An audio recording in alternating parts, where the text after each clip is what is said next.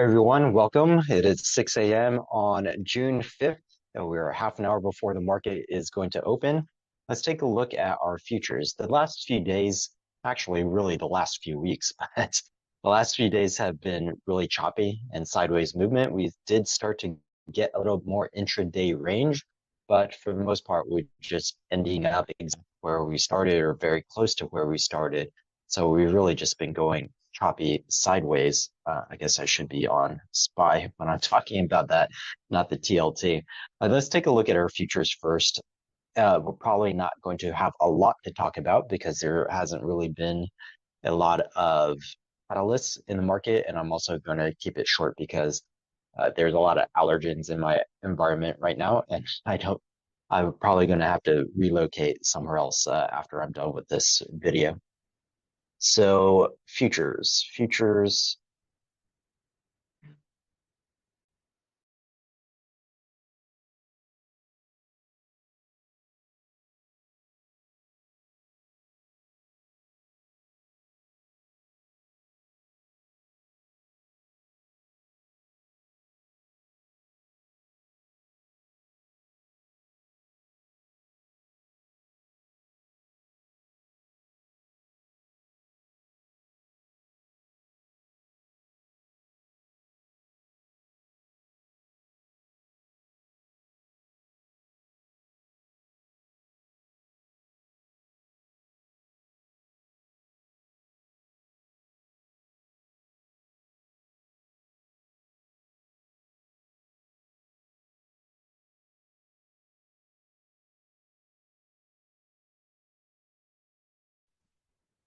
We lost your sound.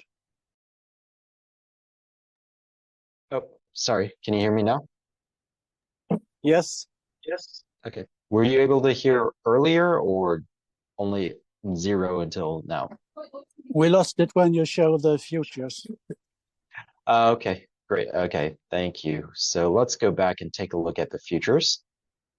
So the NASDAQ non-random up about 65 basis points. We have the S&P 500 at the verge of being non-random or slightly non-random is at about 1/3 of a percentage point. And then we've got the Dow at still in the random territory at about 25 to 30 basis points. So what we see, we keep seeing this divergence between the NASDAQ and the Dow. And normally we do see a divergence, but not in the extremes that we've been seeing. So if we go over here and we look at the QQQ, we see that it pulled back to the MA50 or very close to it. I don't know what this little squiggly line is. I'll get rid of it later. So it bounced off and then we came up and started to go sideways really just the last 2 days. If we look at the SPY,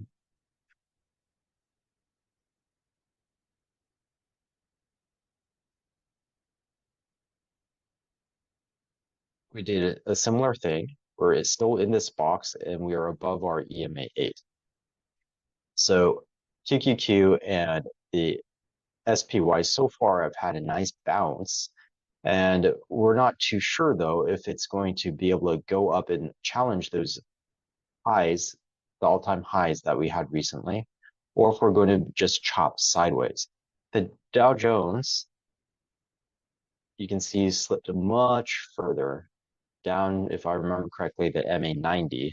I was waiting for these to drop beyond the MA90, almost to the MA150, and it's having trouble. It bounced all the way up to this collection of moving averages, MA90, MA50, EMA8, and then the EMA20 is almost there, not quite. You can see that it bounced up and just hit those moving averages right there and is having a hard time getting above those. So Dow Jones is definitely weaker, and the reports yesterday and the day before didn't help that. Basically, we saw signs of softening in the economy, and that does not bode well for any stocks, but blue chips are generally pretty steady. But if the economy goes down, then even blue chips get hurt. Now, normally we would expect the tech stocks to get hurt at the same time and actually get hurt worse, but I'll call it craze, the enthusiasm for SMH, for blue chips, or not blue chips, for semiconductors and AI type of stocks have been propping that market up. So at some point, these two have to reconverge. They have to start telling the same story. But until we get the same story, then we're going to see a lot of chop and divergence. And it's just whether the more money is going into blue chip or more money is going into the chip stocks. For now, it looks like SMH type of stocks are going to dominate. And so we do have some potential to drift upwards, but for the most part, the S&P is telling us that we are chopping sideways. So when we look at our VIX, we've been seeing that we're at the normal levels for 2024. And for now, it looks like even though we're drifting lower, we are moving lower, it's still at the normal levels for 2024. This was a bit of an extreme. If we do start moving down there again, then we do have potential of challenging those all-time highs, maybe even making a slightly higher all-time high, but then it's going to be at an extreme again. So it doesn't seem like there's a lot of possibility for that. If we chop sideways here, it could, then the S&P 500 could just slowly drift up to that all-time high and challenge it. But if we break down, then yes, we'll probably challenge or go above the previous all-time high, but it'll be short-lived, just like the last time or the last week when it happened. So we'll just pop back down. So if we want to have a sustained upward movement, then we need to see that VIX stay in the current range.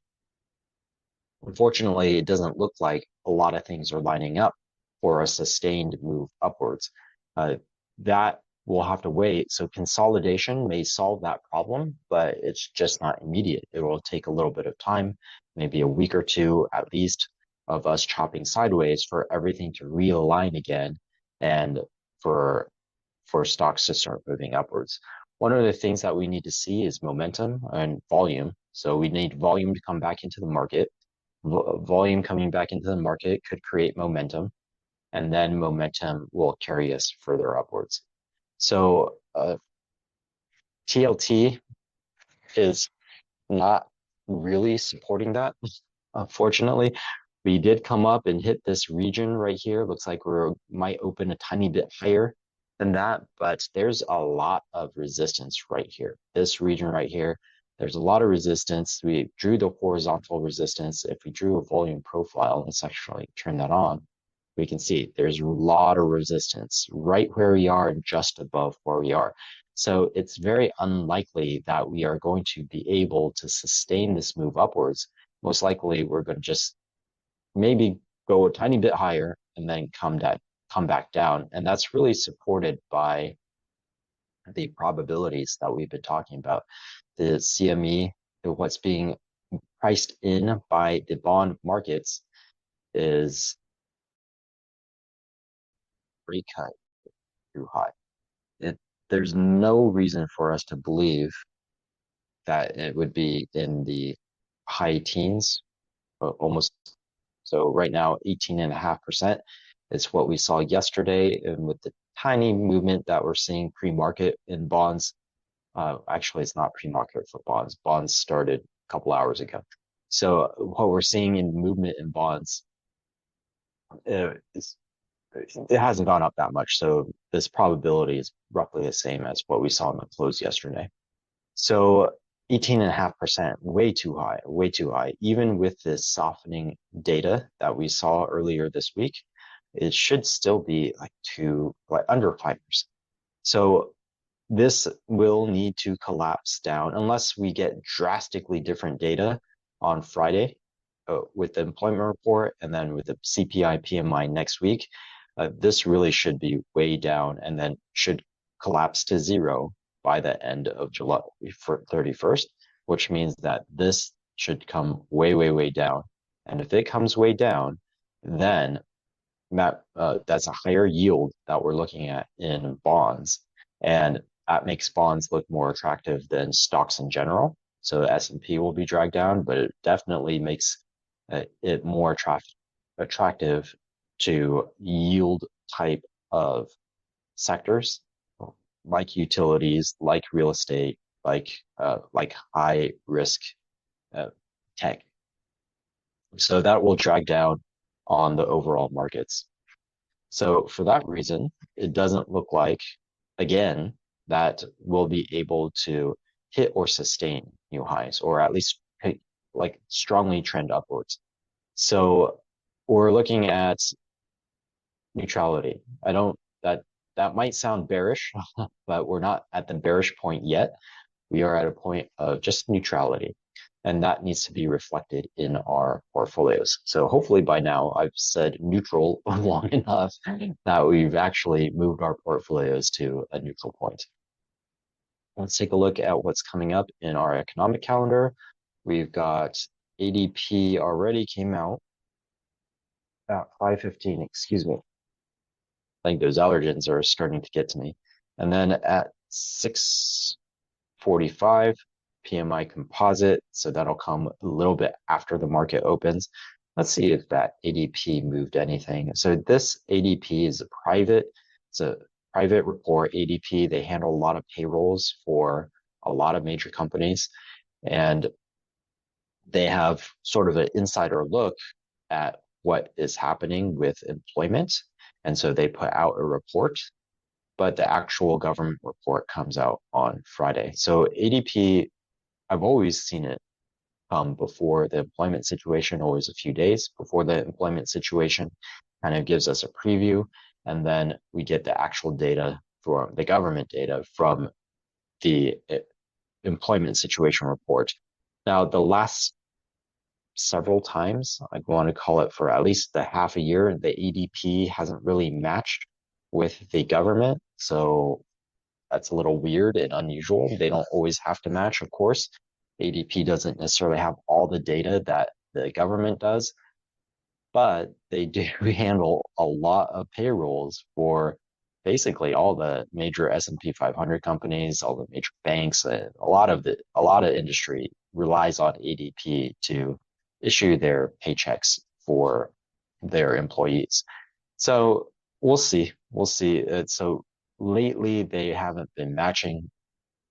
So this may not have a huge impact on the markets. Let's see what happened at 5:15.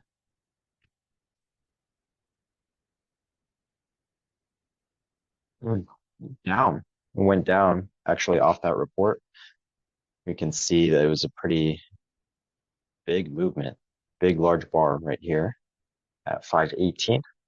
So, but then we recovered. So we kind of got over it. So I don't expect this to have much of an effect throughout the day. So what we're going to look for today is we are opening with a small gap up. We'll look for prices to most likely come back down towards this 529 level, although it may just stop at the VWAP.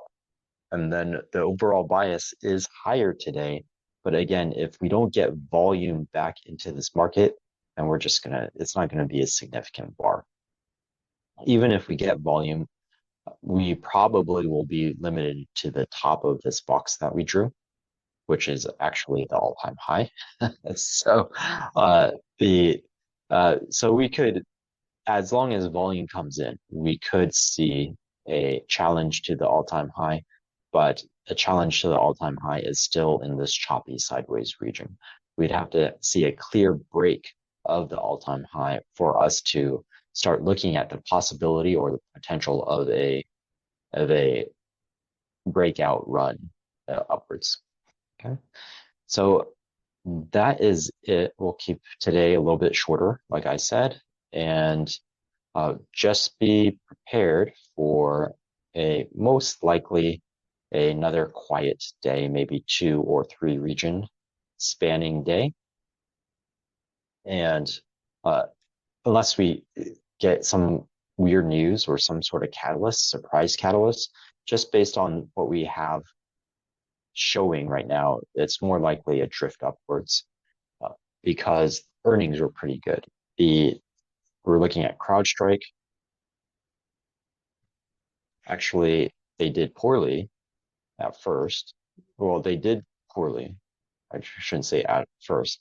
They did poorly. The initial reaction to their earnings report was hugely down, but the CEO sweet talked the market, and then it just went hugely up. So CrowdStrike is helping move the market upwards, and I believe HPQ was it HPE, maybe HPE.